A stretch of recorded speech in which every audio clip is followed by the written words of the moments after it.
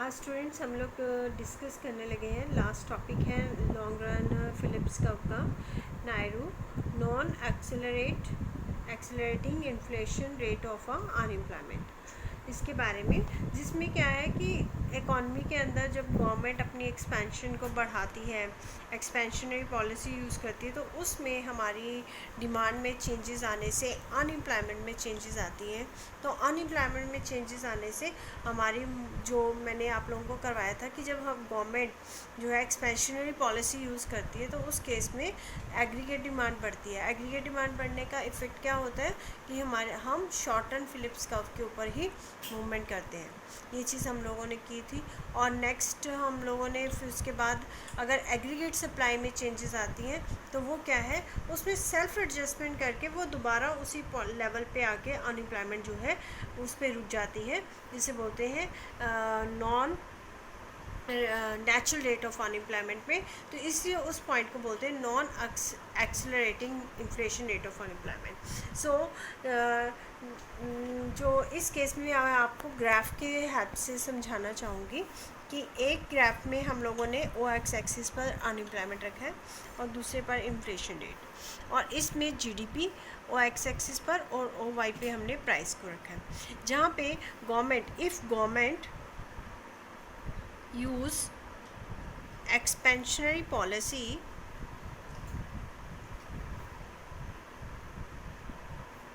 then क्या होगा कि मनी ऑफ सप्लाई इंक्रीज़ होगी। मनी ऑफ सप्लाई के इंक्रीज़ होने से इन्वेस्टमेंट इंक्रीज़ होगा, इन्वेस्टमेंट के इंक्रीज़ होने से प्रोडक्शन इंक्रीज़ होगा, और प्रोडक्शन के इंक्रीज़ होने पर क्या होगा कि हमारे जो है एम्प्लॉयमेंट बढ़ेगा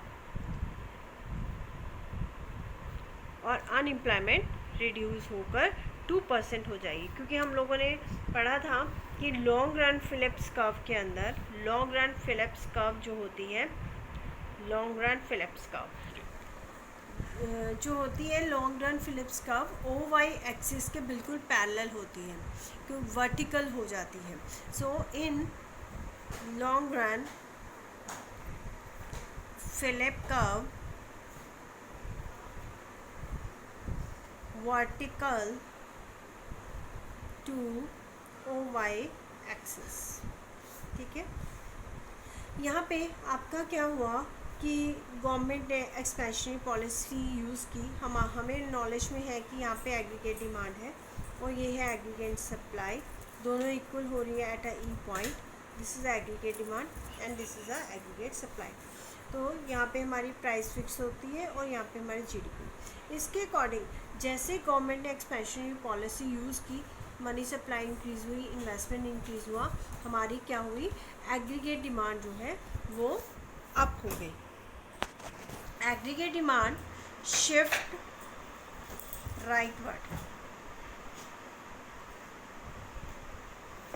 this is aggregate demand, up होके ऊपर चलेगी। AD1 क्लियर, AD1 हो गई। तो AD1 होने से क्या हो गया, हम शिफ्ट हो गए A पॉइंट से B की तरफ, ठीक है, and move from A to B, जो हमारा पॉइंट है वो शिफ्ट हो गया A टू B पे। इसका इफेक्ट यहाँ पे क्या दिखा कि प्राइजेज अप हो गई, क्योंकि प्राइस पहले क्या आ रही थी ये, अब प्राइस अप होकर ये प्राइस थी, अब प्राइस इसकी वजह से P से P1 हो गई, अप हो गई। और यहाँ पे क्या हुआ कि ये पॉइंट जो था वो NRU पॉइंट था, जिसे हम बोलते हैं non natural rate of unemployment 3%, जो कि इकॉनमी के अंदर प्रेजेंट होना ज़रूरी है। और जब क्या है कि उस केस में इन्फ्लेशन जो है वो हमारा यहाँ पे हो रहा है पॉइंट, ये है हमारी short run Phillip curve.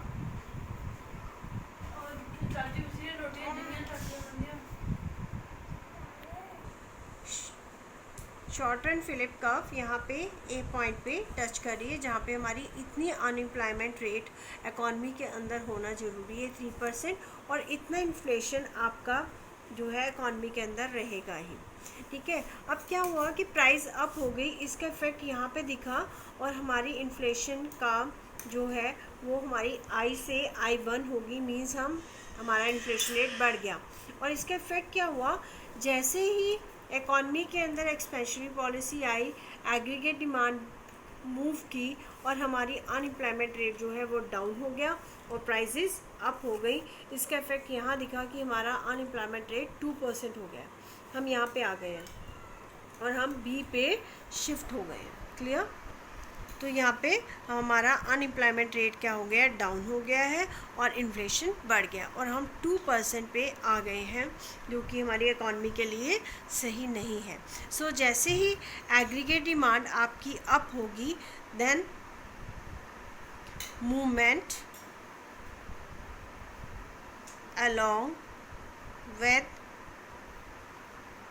along on short run Phillips curve के हम ऊपर मूव करेंगे।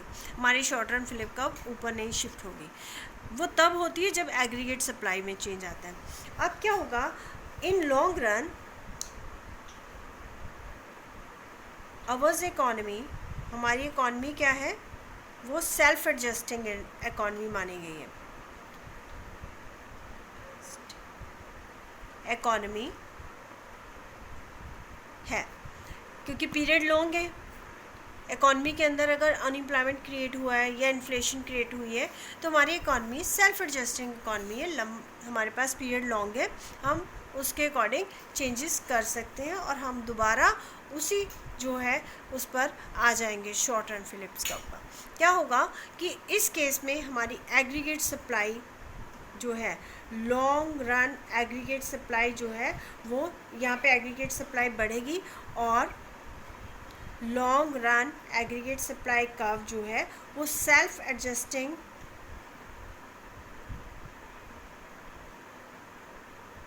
शिफ्ट हो जाएगी फ्रॉम बी टू सी। कैसे, यहाँ पे बी पे आया था एग्रीगेट डिमांड, अब हमारी एग्रीगेट सप्लाई कहाँ पे शिफ्ट हो गई, ऊपर। एग्रीगेट सप्लाई अप होकर and shift to leftward, left की तरफ चली जाएगी और long run Phillip curve self adjusting करेगी। क्या हो गया, यहाँ पे सी पॉइंट पे जो है वो शिफ्ट हो जाएगी और इकॉनमी के अंदर इतनी ही एग्रीगेट सप्लाई जो है वो बनी रहेगी और इकॉनमी जो है लॉन्ग रन एग्रीगेट सप्लाई, ये हमारी क्या है, सेल्फ एडजस्टिंग जो है वो उसका काम कर रही है। हम दोबारा सी पॉइंट पे ही आ गए और हमारी जीडीपी में कोई इंक्रीज़ नहीं हुआ और हम दोबारा उसी लेवल पे खड़े हैं। और इसका इफेक्ट यहाँ पे क्या दिखा, क्या हुआ कि जब हमारी एग्रीगेट सप्लाई लेफ्टवर्ड होगी, when aggregate supply shift to leftward, then short run Phillips curve shift to rightward and we achieve 3% unemployment at C point from shift from B point, sorry. So B से हम shift होके कहाँ पे पहुँच जाएंगे, C point पे, जो हमें बता रहा है कि हमारी शॉर्ट रन फिलिप कर्व आगे शिफ्ट हो जाएगी, हमारी नई शॉर्ट रन फिलिप कर्व बनेगी SPC1। क्लियर? तो इस पॉइंट को हम NRU की बजाय क्या बोलेंगे, NAIRU, जो कि यहाँ पे सेल्फ एडजस्टमेंट को बताता है और ये लॉन्ग रन एग्रीगेट सप्लाई की वजह से होता है। और हम नॉन NAIRU को बोलते हैं, NAIRU means non accelerating inflation rate of unemployment means a rate of unemployment which the change in the rate of inflation is 0। Unemployment rate पे हमारी जो रेट ऑफ इन्फ्लेशन है वो ज़ीरो हो जाता है, हम दोबारा उसी लेवल पे आ जाते हैं। So this is NAIRU। अगर आपको उसका मीनिंग शो करना है तो this is a meaning and these points follow in this graph. So ये आपका टॉपिक था NARIU। यहाँ पे मेरा फिलिप्स कर्व टॉपिक कंप्लीट होता है। हम नेक्स्ट नया टॉपिक लेके आपके सामने आऊँगी मैं, इसी से रिलेटेड कुछ मैक्रो इकोनॉमिक्स से related. So this is unemployment rate. So इस टॉपिक पूरे फिलिप्स कर्व को हेल्दी टॉपिक है और इम्पॉर्टेंट टॉपिक भी है। इसको आप अच्छे से रेडी करो। इंटरेस्टिंग भी है और थोड़ा टफ भी है, और कहीं पे भी आप लोगों को प्रॉब्लम आती है तो आप मुझे कमेंट ज़रूर किया करो, और उसमें आप लोग अपना शेयरिंग भी करो, और अगर दूसरे स्टूडेंट्स को भी शेयर करो। आप लोगों को अगर अच्छा लग रहा है तो उसके बारे में भी मुझे बताओ, और देन लाइक भी दो, सब्सक्राइब भी करो ताकि मुझे पता चले कि आप लोग देख रहे हो, ठीक है, वीडियोस को। So best of luck and prepare. आपके एग्ज़ाम्स भी आ गए हैं पास में, मेरी नॉलेज में आया है, तो हम लोग जल्दी से अपना सिलेबस कवर करेंगे। नेक्स्ट टॉपिक लेके आती हूँ मैं। So then goodbye, take care, stay home, stay safe.